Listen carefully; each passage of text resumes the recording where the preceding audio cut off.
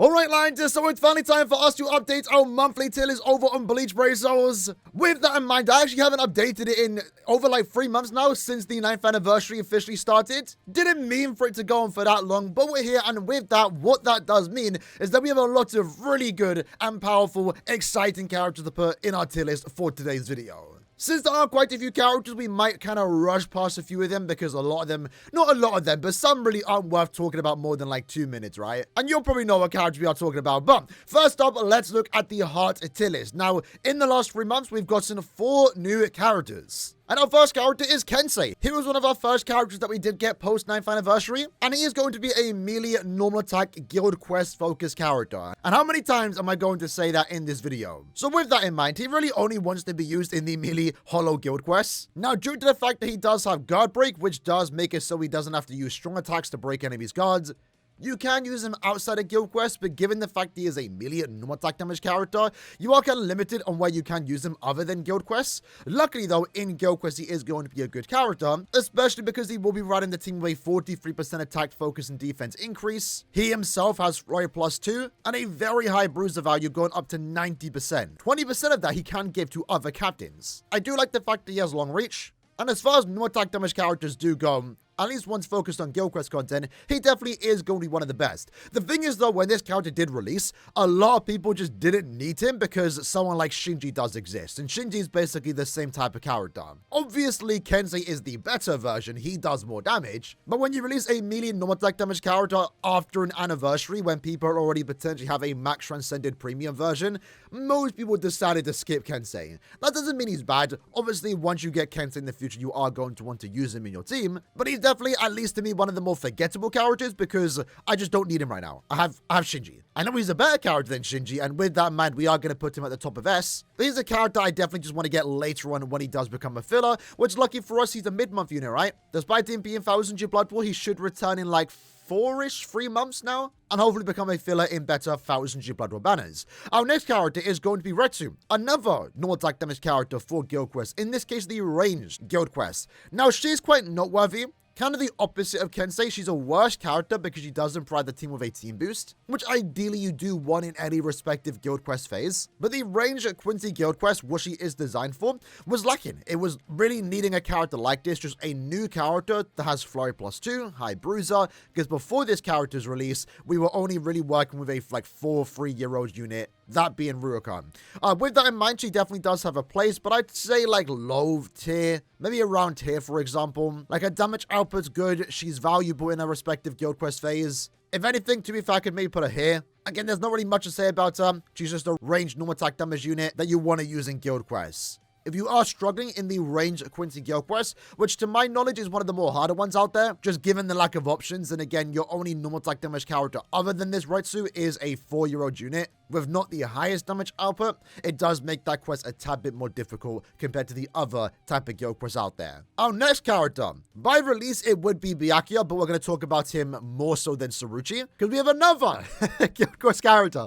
In this case, a ranged guild quest unit. She could have been way better. She's our newest unit that obviously just released alongside Giselle and Bambietta. Now, the problem I have with Saruchi is the fact that we just recently got a GQ character for the ranged Squad 0 guild quest earlier this year, that being Ikaku. Ikaku is right here, right? And Saruchi is just basically an upgraded version of Ikaku, which isn't necessarily a bad thing because in any guild quest phase, you want to use 2 normal attack damage characters. So having 2 like this isn't a bad thing. Like Ikaku and Saruchi could have worked very well together.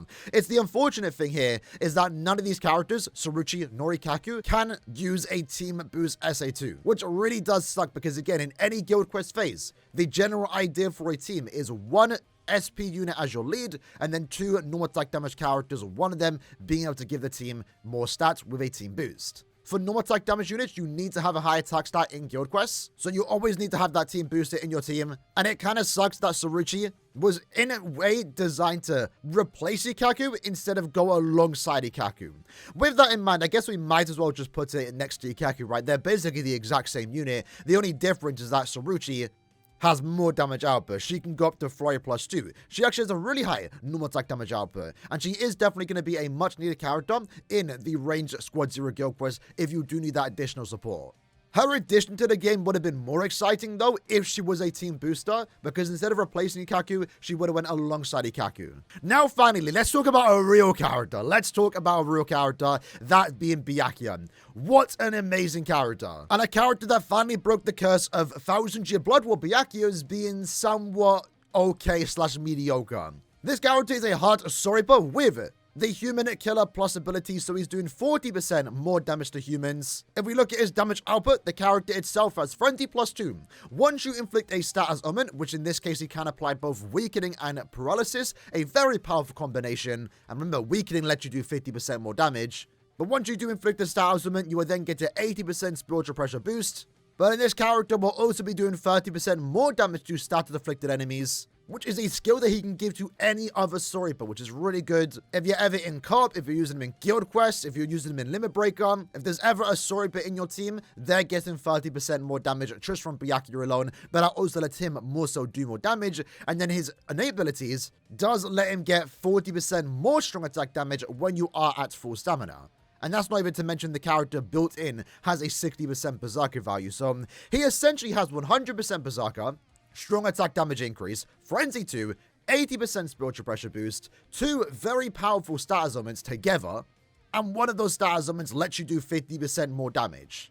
His damage output is absolutely insane, and what gets even better with this character is that he has the most smooth strong attack kit out there. A beam into a distant AoE into a full screen. The strong attacks hit fast, they hit hard, and then he also does have an EX attack, if that wasn't enough, which can do a respectable amount of damage.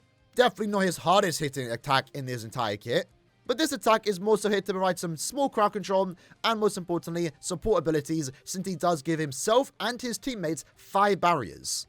This is a first for Brave Cells where you can give your teammates more than 3 barriers, which is kind of understandable given the fact that it is an EX attack. Most characters like Saruchi, for example, where if you are giving your allies barriers, it's only ever a 5 barrier for yourself, a 3 barrier for your teammates. In Byakuya's case though, nope, obviously it's an EX, it's a lot more slow to pull off, but he can give 5. Honestly, Byakuya is one of the prizes of the entire year. An absolutely amazing character, and for now, I think he's the best hard character in the game. I mean, you can definitely go back and forth between him and also Toshiro. Toshiro has the benefit of having 2 killers, but as I have been playing with both of the characters, I definitely do prefer Byakuya's strong attack kit. It's more smooth to play with. That 960 distant AoE as an SA2, it feels absolutely amazing to play with on a very powerful character like Byakuya. In terms of status ailments, I prefer Byakuya's over just Toshiro's freeze abilities, because Byakuya can apply the paralysis, keep the enemies in place, and then the weakening lets your team do more damage. While both Toshiro and also Byakuya have abilities where you can increase the team damage output through enemies inflicted with a status ailment, Byakuya is technically better because it is available to every Soriba, whereas Toshiro is only to any Heart character. Either way though, they're the best of the best in the attribute, but Byakuya has just been an absolute treat to play with, especially given the fact that his visuals look absolutely beautiful. I've always wanted a Byakuya like this, and we finally got it. Unfortunately, though, we'll get to that when we talk about the character, it did come at the downside of maybe one character not being as good as they should have been. Now, with that in mind, I think it's finally time for us to start moving some characters down. In that case, I do want to move down some farming characters for the first time ever, and maybe some would say it was overdue for many months now. We're going to be moving down Aizen from SS tier. He has been in SS tier since his release, since the 6th anniversary, over 3 years ago, which is crazy. But nowadays, his damage output, it's fallen off, right? Still an absolute treat to play with. Amazing strong attack here, amazing visuals, really cool original designs unit. It's Aizen. By far will go down in Brave Souls history as the most exciting character release of all time, in my opinion. But at this point in time, now we wait for his resurrection, which might be hopefully next year. I'm also going to be moving Rangiku below Noritora. Obviously, we did get an update in like the last month or 2 where Linkshot Trials is now the new quest to farm Linkshot Potions, Super Linkshot Potions, etc. We're no longer playing Inheritance Trials, where the difference between Rangiku and also Noritora was really, really different. The quest itself was harder. There was more focus on having killer. Nowadays, it's a lot easier. Every month, there isn't going to be a new different killer set of enemies to go against. So with that in mind, I definitely value Noritora more, especially because you can use him inside guild quests, whereas Rangiku strictly is just a farming character. And I think with that, we're also going to be moving down 2022 1000-year Blood War Ichigo, the return of the anime character. I think in his case, he just doesn't really get much usage in guild quests. Still an amazing all-arounder, but that's really about it. Part of me also does want to maybe move down Bruno and also Muraka, but I think I'm going to just hold them in right now, kind of at the edge of SS tier. Definitely lower tier SS tier, but I'll see what you'll have to say in regards to that. Remember, if you ever have any opinions on this tier list, and maybe I'm ranking a character too high, ranking a character too low, do let me know. We can reflect that in next month's edition. Next up, though, we have the power tier list. In this case, even though I haven't updated the list in over 3 months, we've only gotten 2 characters, and realistically, none of them are PvE units. I mean, first up, let's talk about Renji, right? He's a Brave Battle unit, one of the best Brave Battle units in the entire game, countering a unit that has been needed to be counters. But this isn't a Brave Battle tier list. If we ever do update our Brave Battle list at the start of the year, when we get our next Brave Battle unit, right? You know, it's expected Renji is going to be at the top of the list. Right now, I'd say he's definitely tied number 1 for best Brave Battle unit. He's had an impact on the Brave Battle meta. When it comes to outside of Brave Battles, though, there's potential, to say the least. I mean, it's kind of unfortunate when you look at his skill set. There's so many conditions with this character, unfortunately. A lot of Brave Battle skills. He has 2 skills that only count when under half stamina, which obviously makes sense. He's a Brave Battle unit. You want him to be good in Brave Battles. If he didn't have these skills, then he'd be worse in the game mode he is designed for, right? But in terms of damage output, he does have Flurry 2 with the extra 20% bruiser. He has a debuff, he has Human Killer Plus, so he's doing 40% more damage. It's unfortunate though that 50% of his normal attack damage increase, which would have been really good to have, is only when he's under half stamina. If he had that naturally, his damage output would be similar to Guild Quest focus units, right? With that in mind though, I am going to put him in S tier, because one thing I like about this character, a lot to be fair, despite him being a Brave Battle unit, he was given Guard Break, he does have Long Reach, and most importantly, he is a power unit. Now in the power Guild Quest, you do want to use Soifon. She is going to be the team booster at the same time, so we don't need a team booster in her respective phase. She is it. And what a lot of people are doing is, for example, using someone like Mashiro, who's also a human killer. And she gives her power characters 40% more damage to enemies that are inflicted with an ailment. And lucky for Renji, he's a power unit. He is a power unit. So despite him not being made for guild quests, given the fact that he does have Human Killer Plus, he has a good enough damage output, he has a debuff, is the fact that he's a power unit means that he's also potentially going to be meta in a respective guild quest phase. So that's what I very much do like about him. And he just works perfectly well with Soifon, which is great, Next character to talk about is going to be Jushiro. He's a weird one. I'd say low S tier right from the get-go. The thing with him, right, is like his damage output's good. He has Frenzy 2, his high berserker value, does more damage to lacerated enemies. Very similar to Eburn to a certain extent, but he's one of those characters, especially if you are in late game Brave Souls, where he's one of the worst characters of the entire year, to a very certain extent. He just does nothing for anyone. For late game players, let me specify that. His damage output isn't high enough for him to really be used as a character. To be fair, he does have decent strong attacks, but he's mainly just designed to farm coins and crystals. That's really about it. But to give him his props, to be fair, despite him being a character designed to only farm crystals and coins, they did make him an actual usable character. Again, Frenzy 2, good berserker value, he's a team booster actually to power characters. He even has a good killer, that being Hollow. He's surprisingly not too bad, despite being a character that is just there to not even be used as a character. Like, I kind of want to place him around here, but the thing is, on paper, he is a usable character, but I just don't think anyone's ever going to use this character, other than the fact that he does have coin and crystal drop increase. But even then, if this character has Frenzy 0, if he had no stats, he would still have the same type of value, because you'd only ever use him to put him in your team. And it's not like the quest that you want to use him in, the coin and crystal quests, are hard by any means, where his damage output really matters. So he's more of a beginner character, someone that you can use if you're new to the game to farm crystals, draws coins, for example. But again, his damage output and quality of character really doesn't matter. He's just there for the skills. But with that in mind, that's basically our power tier list. Let's move some characters down. Yama, again, we're finally taking him out of SS tier. Compared to some of the newer characters, nowadays the standard is Frenzy 2, more damage to started afflicted enemies, 80% spiritual pressure boost with an increased chance. Yama only having Frenzy 1, no increased chance. His damage definitely is starting to show.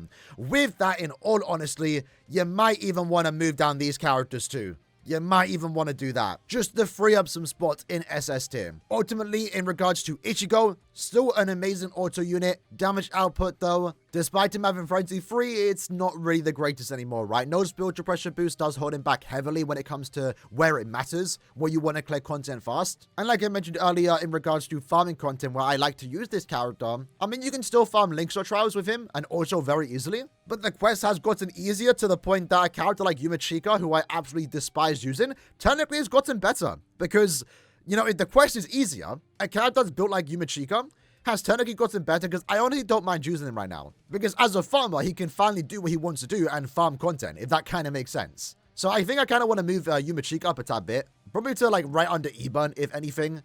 But since the quest has gotten easier, it's not as special if, you know, Ichigo can auto links or trials. But still, amazing auto nonetheless. In regards to Rukia, again, she easily would have been competing for best power character. It's just that SA2. It's bad. For those that don't know, her SA2 is a heal move, but she's a ranged character, and that SA2 is classed as a melee attack. So in Guild Quest content, in Limit Breaker, in Senkamon content, if they have melee resistance, that SA2 does no damage. Even in content like Limit Breaker, for example, where there are no resistances, then she can do damage on that SA2. If it is a ranged damage buff, well, that SA2 is doing significantly less damage. It's just a big problem when playing with that unit, and it really does suck. It was a problem that a lot of units did have near the end of 2023. At the start of 2024, characters also had this issue. Lucky for us now, going forward with any unit, we would never have this problem where their SA2, if they're a ranged unit, is classed as a melee attack. It's just unfortunate, though, they haven't gone back to fix the old characters that could greatly benefit from it,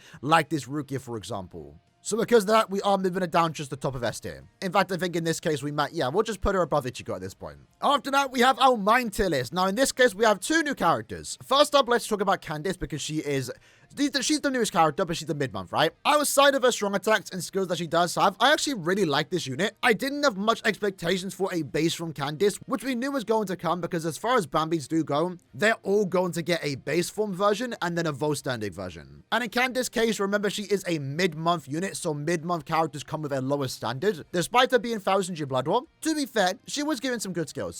The way she's designed, she wants to be used in the ranged Captain Killer guild quest. Ranged Captain guild quest definitely was looking forward to a new character like this. Our best leads before that was being Anniversary Aizen, and also 1000G Blood War Bambietta, whose damage output was starting to fall off a tad bit in terms of utility effects too. Candice is basically the new updated version. In this case, Candice has Frenzy +2. It gets increased to Frenzy +3 in Guild Quest content. She has more killer effect, more range damage, which gets further increased in Guild Quest content when you inflict a status ailment. She gets an 80% spiritual pressure boost. She has an increased chance to inflict status ailments, in this case paralysis, against any Soripa. So that means she has a high chance against every enemy in the Captain Guild Quest, and then with that she's also doing more damage to paralyzed enemies. Unfortunately, what she is lacking here, however, is Berserker. She has no built-in strong attack damage, which is very weird to see, I will be honest. And while using this character, especially outside of Guild Quest, you do notice that lack of Berserker. I will say though, she does have a good strong attack here, and visually I think she looks great for a base from Candice. If you are a Candice fan, you can use her outside of Guild Quest. And in Guild Quest, well, right now as it stands, she is the best lead for the ranged Captain Killer guild quest. She just could have been better, is what I'm trying to say.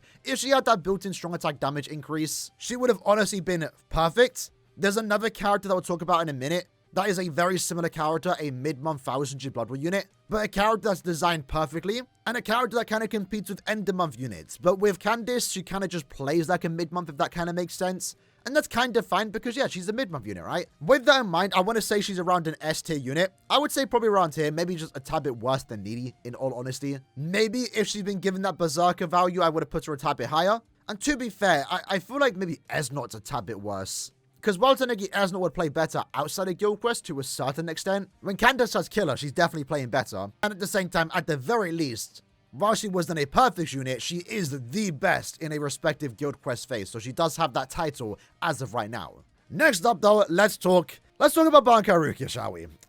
Unfortunate. I mean, we've already kind of beat the horse dead at this point, right? It's Bankai Rukia. To many, was the most exciting character released of this year. She was a character that I and many other players thought would be the anniversary headliner, right? And that's kind of important to note because there was also expectations put onto this unit. And why wouldn't it, right? It was one of the more exciting things from Thousand Year Blood War Season 2. Unfortunately, that excitement, that expectation, didn't translate into how good this character was in-game. Because ultimately, what she actually is top of S tier. She's basically a better version of Yumachika, and even then, that's debatable, which is like a problem because like this is Yumachika. No one cares about Yumachika that much. He has problems with his strong attack hit. He doesn't play the best outside of Guild Quest. Sure, okay, it's Yumachika. That's fine. But Rukia, Bankai Rukia, you expect a tad bit more. But what exactly is wrong with Rukia, right? Ultimately, to me, it comes down to that SA2. Again, another Rukia held back by her SA2. Luckily, in this case, she is a melee unit, so the SA2 itself can do damage. But her SA2 is the boost attack, and that's just not good. You don't really ever want strong attack units, SP units, to have a boost SA2, because it just makes them worse. It means one of your main damage dealing attacks has a longer cooldown than usual. It means in a case like this for Rukia, a character that wants to inflict stat ailments, that SA2, because it is a boost attack, can't inflict stat ailments. It can't inflict, in this case, freeze and also drain, which by the way is a very powerful combination. It also means because that SA2 has the longer cooldown, there's more of a focus on the SA1 being perfect. And at SA1 in particular, it's just good. It's not the best strong attack one in the entire game. And that has meant in Guild Quest content, she's been a bit awkward to play with. And then what also kind of makes it worse, in my opinion, is that one of the things you would expect Bankai Rukia to have is a strong soul bomb, right? I mean, it's Bankai Rukia. You only see the Bankai in the soul bomb, and with that in mind, you would maybe expect the soul bomb to hit a tad bit harder than usual, maybe even have a debuff effect, just something unique to a Bankai Rukia. Unfortunately, she has no bombardment, she has no weakened defense, her soul bomb basically does nothing besides inflict stat ailments, and remember, she only has a Squad 0 killer. It's killer plus, so she does more damage to Squad 0 enemies. But in the Squad 0 Guild Quest, there's Soul Reaper enemies, and when you use your Soul Bomb, the Soul Bomb doesn't even kill the Soul Reapers, which is so annoying for a unit that one is part of a big banner, right? She wasn't just a normal end of month unit, it was the anime comeback Season 3 broadcast celebration. That's why they released her. They gave her a trailer, it's Bankai Rukia, you just expect more. You expect more from Rukia than just a better version of Yumachika. You expect more than Rukia than just to be a Guild Quest character. But even then, even like, again, outside of that expectation, she's still just a flawed unit. That SA2 just kind of hurts her more than it helps her, in my opinion. Especially because in the fact that we also just got Shunsui this year, like not even like less than 4 months ago, 5 months ago, who is the dedicated team booster. If Rukia had a just better SA2, let's just say a Trekking Vortex. That difference probably would have pushed it into SS tier. She was just one strong attack away from being a really good unit, but in general, I feel like she just shouldn't have been designed for Guild Quest. She should have been given an EX attack. It's a lot of should-haves with this unit, in all honesty. But ultimately, what Rukia is just a better version of Yumachika. A character that didn't even need to be replaced, in all honesty. I'm kind of glad he was, because again, he didn't play the best, but I think we were kind of fine with Yumachika existing, and basically Rukia is just a tad bit better than Yumachika. Kayla definitely didn't do it justice. She's still a good unit, not a bad unit by any means. Again, we are putting her at top of S tier, but she does have problems. She's a flawed unit, which is something you don't really want to see for a character that is, you know, as cool and as anticipated as Bankai Rukia. With that in mind, I feel like I want to move some characters down. We're going to move down 7th Anniversary Ichigo and even Meninya. We're still putting Meninya around here, but we're also going to be moving down Ichigo. Now, I've been intending to move down Ichigo for the last 3 months, but obviously I haven't updated the tier list till now. But I guess now's also a good time to do it because he has been completely replaced with 2 new units that came out at the end of the month. Not like that matters, to be fair. I was going to move him down anyway, but it's now appropriate that we do move him down. Obviously, Ichigo's still a great unit. Nowadays, though, you do require duplicates of him, at least in order to compete against some of the newer characters. But yeah, other than that, that's basically our mind-only tier list. Only got 2 characters in the last 3 months, expecting some new mind characters soon. Hopefully a new addition to the SS tier. I think mind needs a really good unit. To be fair, they don't need a really good unit. Ikaku, even White's still holding up very well in my opinion.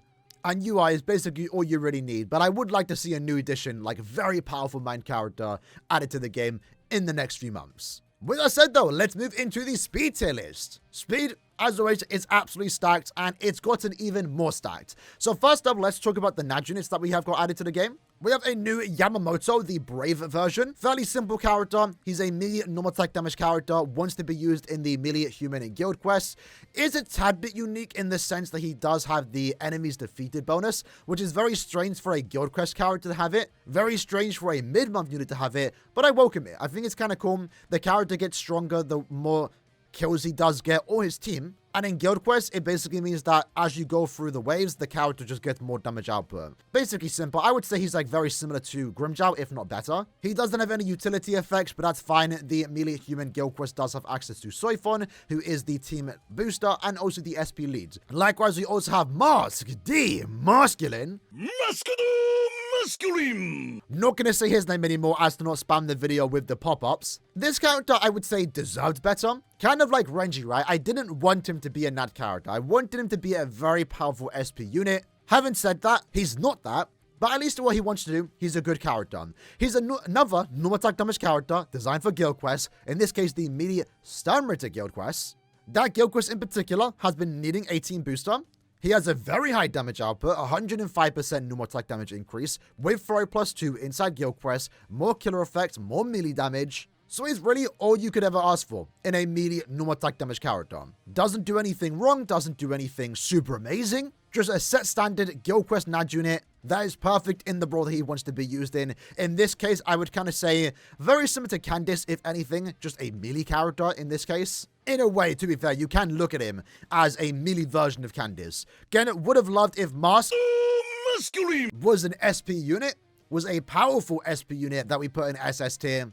Unfortunately not, but for what he wants to do, there's almost nothing wrong with him. That then takes us into our next SP units, and first up, we're putting Uetsu. Now, Uetsu, man, talk about one of the biggest surprises of the entire year. Now, no one is surprised that Uetsu is a powerful character. It's Uetsu, right? You expect him to be a good unit. And considering the fact that our last Uetsu was a really good NAD unit, I was expecting the Uetsu remake to eventually happen this year, and for him to be a really good SP unit. But man, did they make him an amazing character right from the get-go? SS tier, no debate. I want to say better than Yachiru.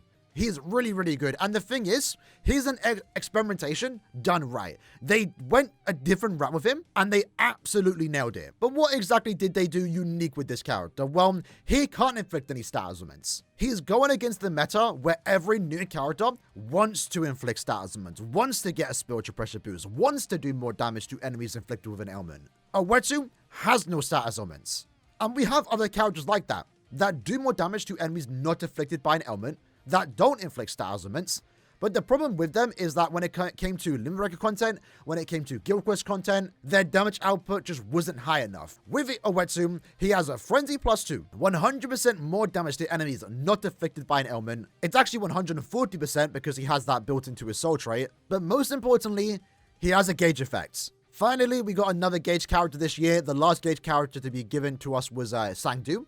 Funny enough, another speed character. And upon activating that gauge, he will get 100% Berserker and an extra Frenzy. So at max damage abilities, when the gauge is active, he has Frenzy free, 100% Berserker, and 140% more damage. That right there is absolutely crazy. His killer, being no affiliation, means he does more damage to no affiliation enemies. It's killer plus, so it's 40%. In reality, this character doesn't care about killer, but he has some other great skills too. Long strides, gauge rampage, so the more kills this character gets, the more the gauge fills up. He starts the gauge at 70%, and most importantly, once the gauge does activate, he will reduce his strong attacks by 30%. So what you get with this character is a super fast character, great strong attack kit, the best strong attack kit you could probably ask for a character like this that doesn't want to inflict status augments. It's a beam into a lunge into a full screen, but you get to spam your attacks so often because the gauge keeps refilling itself. You easily get to stack that gauge effect, keeping that frenzy free and 100% Berserker.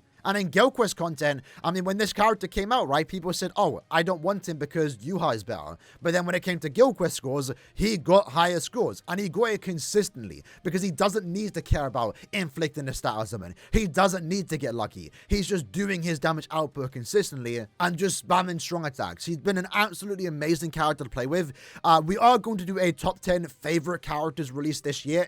subjective opinion from my behalf. And right from the get-go, you know, months in advance, I'm going to say he's easily top 5. Like, he's such a fun unit. He's probably the most fun to play SP unit in the entire game, especially in the speed attribute. And in all honesty, some might even say that Owetsu is better than Kenpachi, which is crazy to say because Kenpachi is an absolutely amazing character too. Most people would say Owetsu is more fun to play over Kenpachi, and I would probably agree. But either way, both are amazing characters. And Owetsu is basically an example of what you want to see Caleb do more. Experiment, go down different routes, keep bringing back the gauge effect. I mean, last year, for example, most people were tired of the gauge effect because they were just doing bad things with it. Characters that had low damage output and then okay, good-ish damage output when the gauge is active, but we want to see gauge effects more often. Sangdu is an example, and now again, Owetsu is an example.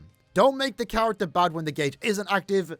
Make them even better when the gauge is active. And that's what we see with these two units. Kind of unfortunate, though, that both of them are speed units. But I want to see gauge effects more. And I want to see an Owetsu in every attribute is what I want to see, in all honesty. He's a really good unit. Really fun one, too. Perfect character for someone like Owetsu Namayan, the #1 Zanpakuto creator.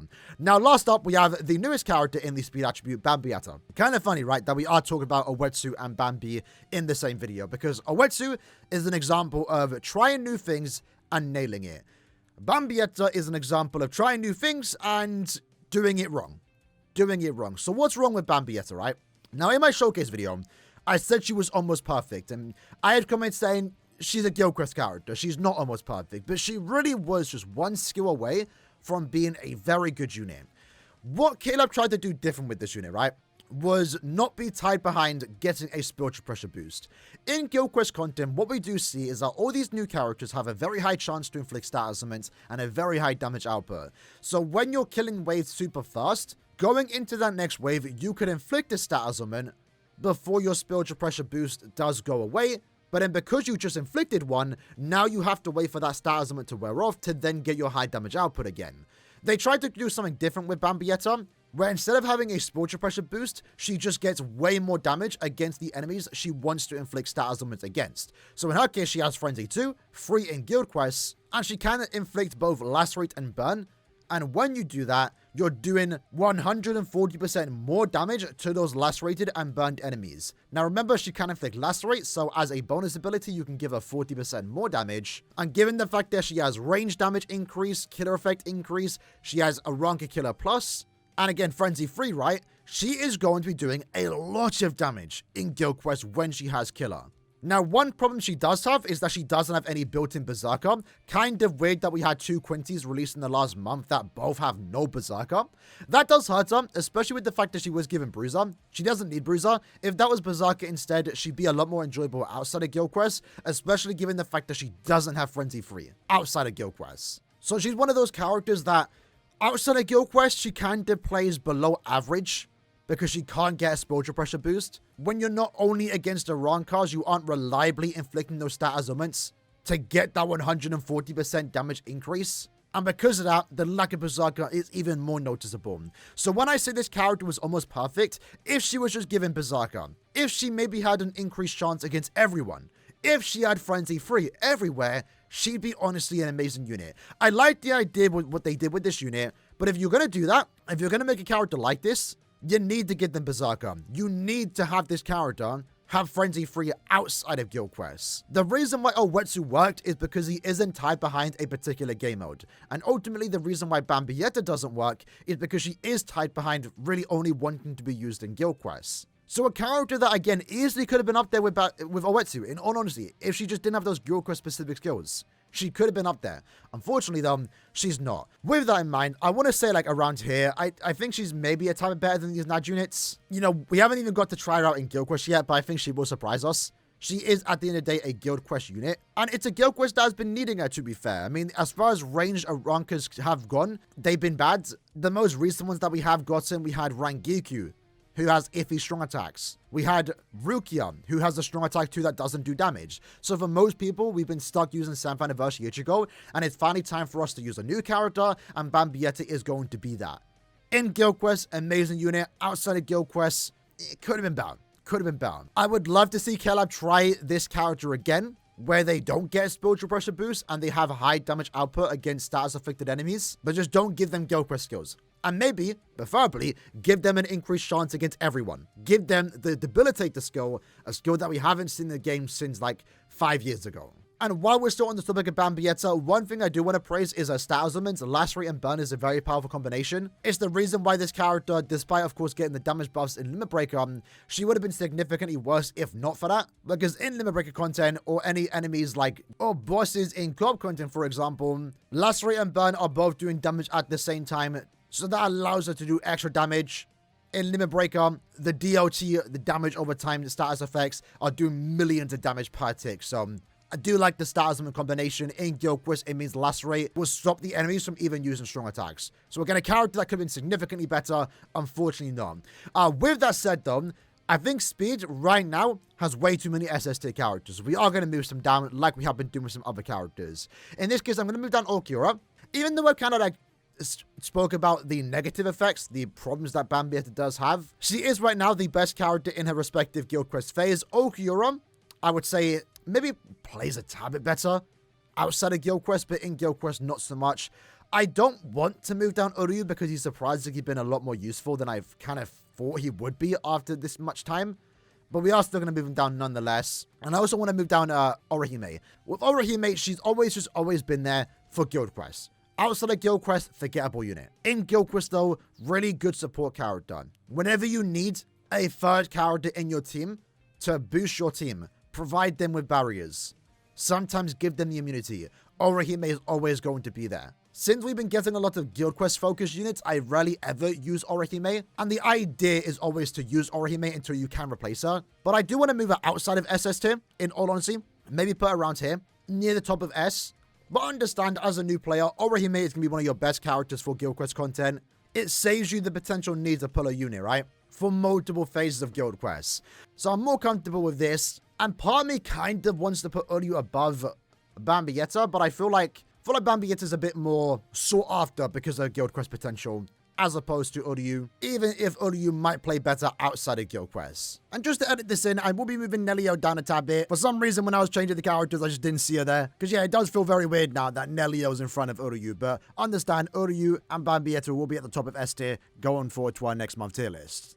Next up though, let's talk about the technique attribute. In this case, we got 3 new characters, and in honesty, all 3 characters are very good. So our first character is going to be Shinji. He is a mid-month unit, right?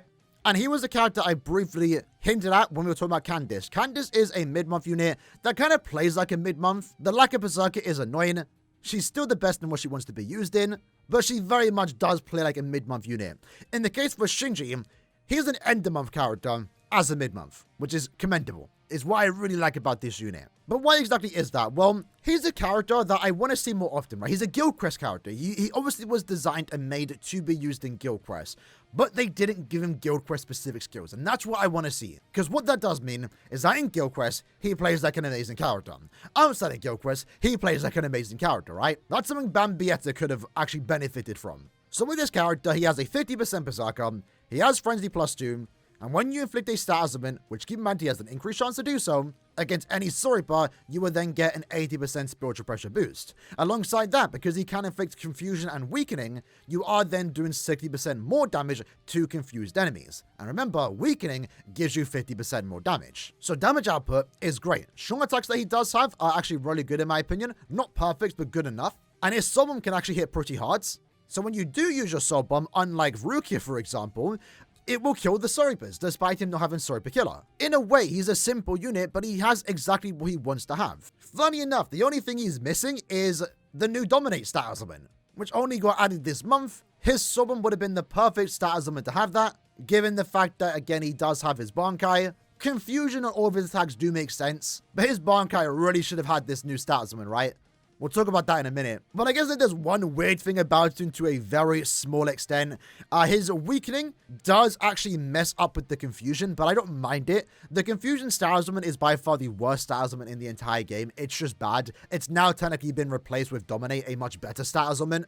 And in this case, while confused enemies can do damage to their teammates, the weakening kind of stops them from doing that, but honestly, it's fine. The confusion is more so here because it just makes sense, and also the fact that it lets you do 60% more damage, and even more damage through bonus abilities. With that in mind, honestly, this might be, it's a second time, to be fair, because we have put her higher here in SS tier, but I would say this is our first SS unit for mid-month standards. Because in all honesty, he is competing with end-of-month units, and he's better than end-of-month units, man. I'd say he's actually better than Rukia. Like, at least he doesn't have the problems that Rukia does have. In the case for Haribo, when I did put her in SS tier earlier this year, there was still a difference between her and end-of-month farmers like Senjumaru. I still put Haribo in SS tier because she was still a good farmer, so there is a difference, but I think in Shinji's case, in all honesty, I'll put him third. I'd say third place. He's actually really good, very fun to play with, and is an example of a Guild Quest focused character that isn't strictly designed for Guild Quest and isn't ruined by Guild Quest specific skills. So Shinji's definitely our first true mid-month unit that plays like end-of-month characters that is an SS tier unit.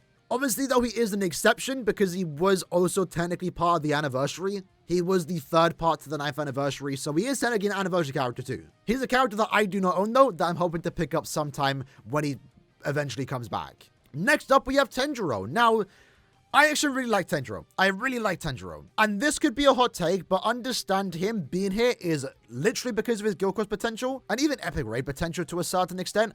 I'm putting him in SS tier.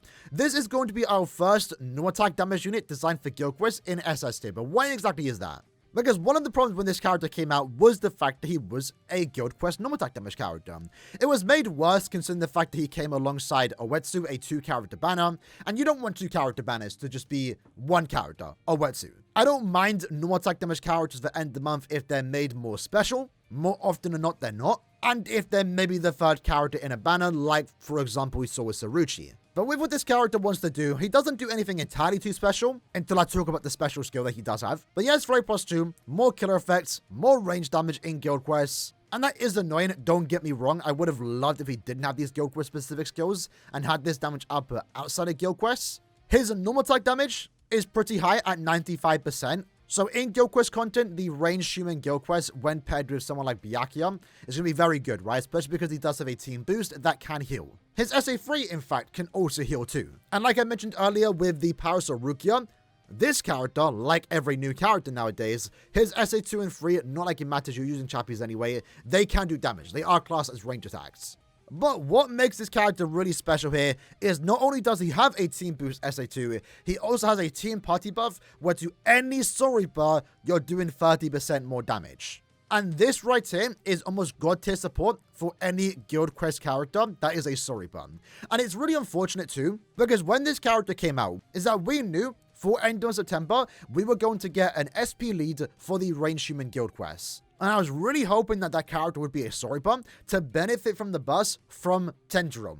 And we did get a story bar, but unfortunately, they gave that story bar, that being Byakuya, the same exact buff. 30% more damage. And I feel like they only did that to kind of nerf Tenjiro in his respective Guild Quest phase, and also to nerf Byakuya, because if Byakuya just had 30% more damage to weakening instead of, you know, to every story bar, every stat element, that buff would have stacked with Tenjiro, so Byakuya could have been even more insane. Likewise, Tenjiro could have been better when paired with Byakuya, but unfortunately, both of them have the same buff here, so it kind of clashes together, it doesn't stack. But what this buff does mean is that you can use Tenjiro outside of his respective Guild Quest phase. Whenever you're using a story bar, if they have a high enough damage output, they're probably better off having Tenjiro in the team to get that 30% status ailment damage and also the 43% attack focus and defense increase. And realistically, it's just that one skill that makes him great. In a way, it's kind of the same reason why people are using Gremmy in every Guild Quest when you can use a Quincy, because the 30% more damage and the 20% more SAD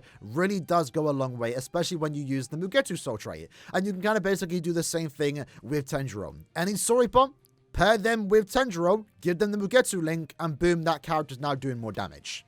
You're probably better off bringing him than any other character. So with that, I'd say bottom of SS tier. Just for his support abilities, I probably want to move down Haribo, to be fair. Top of S tier, I think, seems appropriate, because you're really only ever using her in Link's Short Trials. Maybe we'll put Rangiku, which is a tad bit higher. And then lastly, let's talk about, finally, our final character, a long-awaited fan favorite, maybe not, fan-hated, given the type of things Giselle does do in the series. But we finally have Giselle in game. It's a character I've been waiting a very long time for, and man, was it worth the wait. So what makes Giselle an amazing character? Well, Giselle has one of the unique abilities in the game, introducing a new status element. This status element is Dominate. Upon inflicting this status summon, it will turn that enemy into an ally. You can still damage them, but they can no longer damage you. At the same time, they will then target their enemies and then deal damage to those enemies. It's basically, like I mentioned earlier, a better version of Confusion. Confusion has them walk around aimlessly, they can still hit you, and they aren't guaranteed to hit their new allies. Dominate, though, they will specifically target an enemy for you, an ally for them, and damage them. And in a situation where there are no longer any more enemies for them to attack, they will then start damaging themselves. It's a really cool status summon. It makes sense, and I love that Giselle was the first character to introduce this. Because that was always the big question, given Giselle's unique Shrift ability, how would they turn that into a mechanic? And they made it a status summon. It's a status summon I can definitely expect to see come back more often, and a status summon I would love to see return more often, especially maybe paired with an extra status summon. Not weakening though. You don't want weakening on this one because the enemies actually can damage themselves. With that said though, in the context of actual gameplay, you don't really notice the enemies doing damage to themselves. In Limit Breaker, you definitely do because there are very high HP enemies with very high attack. That once you do inflict the poisoned enemy with Dominate, yeah, they start doing millions of damage to each other. It's actually really cool. In co-op content, in normal PVE content, you don't really notice it, but it does give you the benefit of not being able to take damage, so it has that extra effect outside of the damage that it can or cannot potentially do. And that's really good in Guild Quest content because this status summon does last like 9 or so seconds. So right when it wears off, you can probably reapply your spiritual pressure boost, but it just gives you that protection, right? And that's one of the best parts about the Dominate status summon. But that's only the status summon that we spoke about. When it comes to Giselle as a character, she has Frenzy +2, an 80% spiritual pressure boost with an increased chance to inflict status summons against any Soripa. Keep in mind, she does have Soripa Killer. With that, she would then do 100% more damage to dominated enemies, which is very, very good. And then she has a team party buff, where she gives 30% more damage to status-afflicted enemies to any Technique character. So that's really cool. It's not tied behind only to Quincy's. Any Technique character gets more damage if you maybe want to put Giselle in the team. And luckily, finally, we have a Quincy released in the last month that actually has Berserker built in. Giselle has a 60% Berserker. So damage output on Giselle, very high. Strong attack kit wise, it's good. SA3 full screen, SA1, one of the best strong attack ones we have gotten in the game. It's a distant AoE in front of her. Traditionally a strong attack 2, but now a strong attack 1. Really good range. SA2 could have been better, but it is still good enough nonetheless. And then Giselle also has some extra effects like weakened defense and bombardment, so her Storm hits hard. The only thing I'd say Giselle's lacking it is Long Stride, which isn't even that bad because you can give that as a bonus ability. One thing that is worth mentioning is that as we recording this video, we haven't gotten any Dominate bonus abilities. I'm sure that might get added later this month with our new forthcoming update.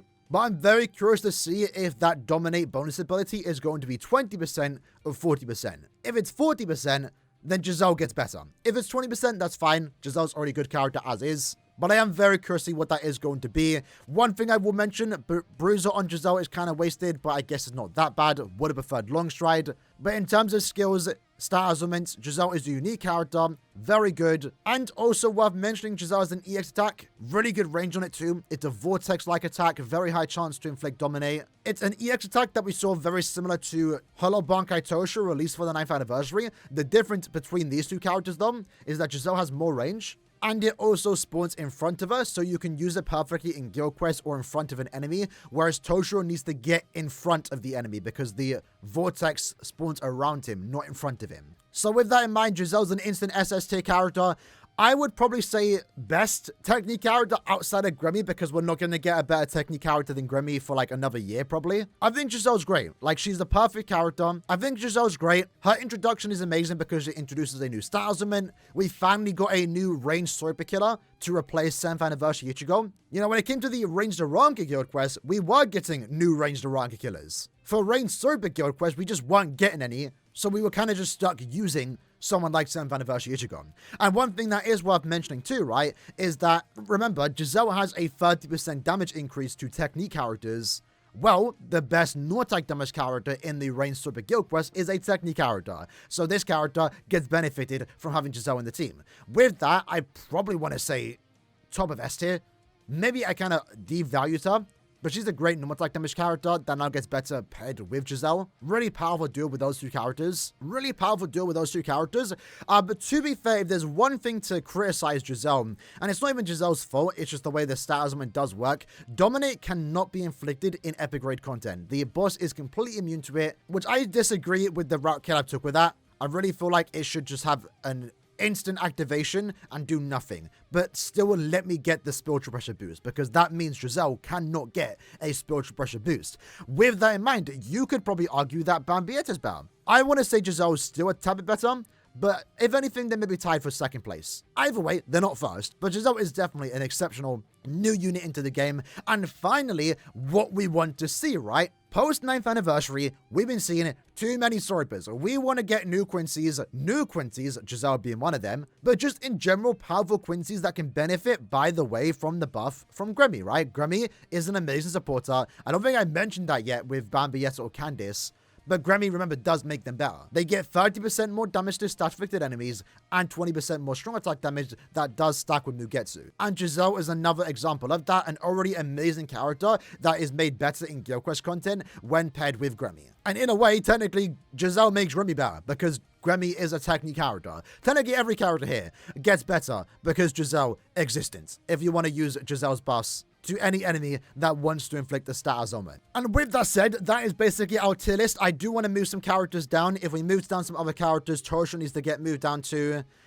in his case, only Frenzy 1 does have the gauge effect. That's what I like about him, but that's really about it. No increased chance. Ichigo, I kind of want to move down to the top of S tier. To be fair, you could argue he's still really, really good. So if anything, maybe I want to keep him here. Ichibe, though, even though I ranked him higher than Ichigo, he's awkward, man. He's very awkward. I don't think anyone likes using Ichibe, in all honesty. And even now, he's been kind of replaced. I will keep him up here, though. I'll keep him up here. Because he still has 2 killers. He has that usability, even if in that respective Guild Quest phase, he has been kind of vastly replaced. But yeah, this is how I feel about the technique attribute. And with that said, that is our tier list. I wanted to kind of mash this out in under 20 minutes. And I don't know why I thought I would do that, because we had to speak about so many amazing characters, so many great characters, a lot of great additions to the game, but at the same time, not every character was perfect. We did have some fumbles. But yeah, if you did make it to the end, shout out to you. I didn't mean for it to go this long, but I guess that's what happens when we wait to update the tiers after 3 months. I'll continue updating it monthly. I kind of just let it go on for longer than it should have. So come back to the channel next month to see our next tier list. And as always, if you have any disagreements, some changes, let me know in the comments below. With that said, see you guys next time. Take care and peace.